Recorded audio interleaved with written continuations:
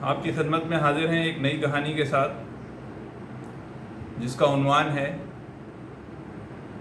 گائے۔ جی ہاں، ایک بوڑھے شخص کی کہانی ہے یہ۔ وہ بوڑھا شخص جس کا نام قائد تھا۔ قائد کے 2 بیٹے تھے۔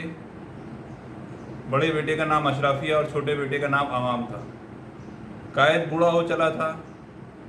وہ اپنے بچوں کے لیے ایک گائے لے کر آیا، جس کا نام اس نے اپنے دونوں بچوں کو پاکستان بتایا۔ اس نے اپنے بچوں کو مخاطب کرتے ہوئے کہا، میں بوڑھا ہو چلا ہوں اور اب بہت جلد دنیا سے چلا جاؤں، لیکن میں تمہارے لیے اچھا انتظام کر کے جا رہا ہوں۔ یہ گائے بہت صحت مند ہے، بہت دودھ دے گی، تم صحت مند بھی رہو گے اور خوشحال بھی رہو گے۔ تم اس کا خیال رکھو، یہ تمہارا خیال رکھے گی۔ قائد دنیا سے رخصت ہو گئے۔ دونوں بیٹوں نے ان کی تدفین کی۔ تدفین کے بعد جب وہ دونوں گھر کی طرف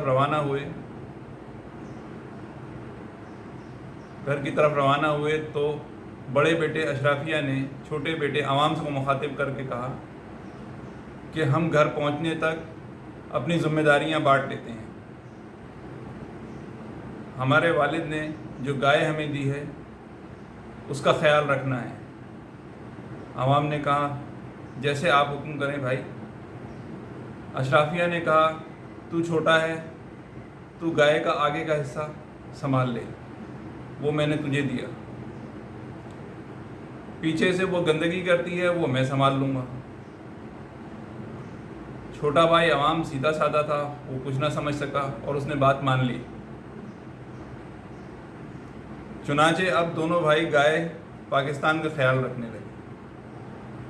چھوٹا بیٹا عوام گائے کو 2 ٹائم کھانا کھلاتا، پانی پلاتا، اس کے چہرے کو پیار سے پچکارتا، اور بڑا بیٹا اشرافیہ وہ دونوں وقت دودھ پینے لگا۔ چھوٹا بیٹا عوام کمزور ہونے لگا کیونکہ اس کو کچھ حاصل نہیں ہو رہا تھا، محنت وہ زیادہ کر رہا تھا۔ اشرافیہ کی صحت اور طاقت دن بدن بڑھتی جا رہی تھی۔ اس کا 2 ٹائم سے جب پیٹ نہیں بھرا دودھ سے، اس نے 4 ٹائم دودھ پینا شروع کر دیا۔ اس سے گائے کمزور ہونے لگی۔ اس کمزوری کا الزام بھی اس نے چھوٹے بیٹے عوام پر ڈال دیا کہ وہ صحیح سے اس کا خیال نہیں رکھ رہا، اس کو کھلا پلا نہیں رہا۔ وہ بیچارہ اور محنت کرنے لگا، صبح سویرے کھیت میں جاتا، وہاں سے چارہ لے کر آتا، پھر اس کو کھلاتا، پھر پانی پلانے لے کے جاتا۔ وہ جتنا اس کا خیال رکھے اتنا ہی وہ کمزور ہو رہی تھی۔ اشرافیہ کا 4 ٹائم سے بھی دودھ نہیں بھرا تو وہ گائے کے ساتھ ہی لیٹا رہتا۔ اس کو 24 گھنٹے دودھ پینے کی عادت ہو گئی تھی۔